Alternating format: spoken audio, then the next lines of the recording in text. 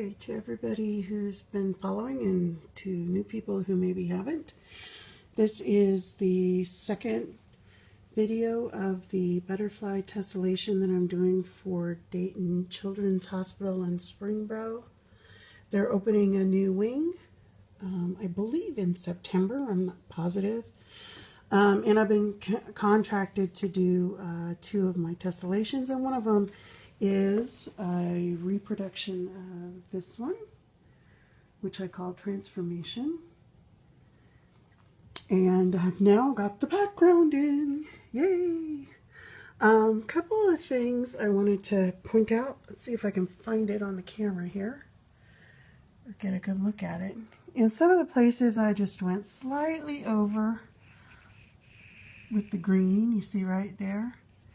And even though, now it gets a little blurry when I move it in closer, even though I could leave these, I'm going to go in and loosen them with a little bit of water before it sets too much, so that when I put the, see there's another one right there. When I put the color in, then the color will be really, really bright. And none of these butterflies can be green because the background's green and they will disappear in the background. So that's another thing to keep in mind when you do something of this nature, is that you need to decide what color your background's going to be before you do the rest of them. Now I did play with the shapes a little bit like they wanted me to in the background, so you'll see several that look like this and several that look like some version of this. And then one of my favorites is that one right there. That's pretty cool.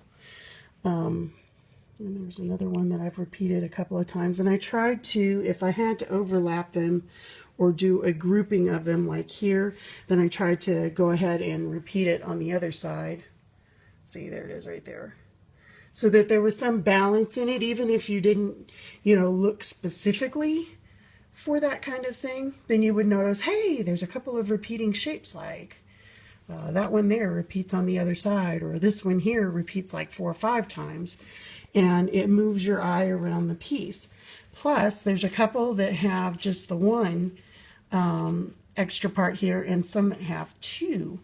And I always kind of saw those as like they're the different families of the butterflies. I thought it was kind of a neat little addition to make. That also, just kind of helps move the eye around a little bit.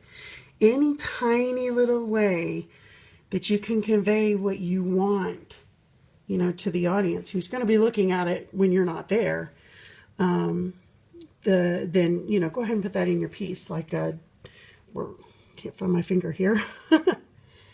Darkening, like right here, and keeping it lighter in some areas makes the butterflies come up to the top, as well as having just like one side of it darker, than the other side, gives it that 3D look.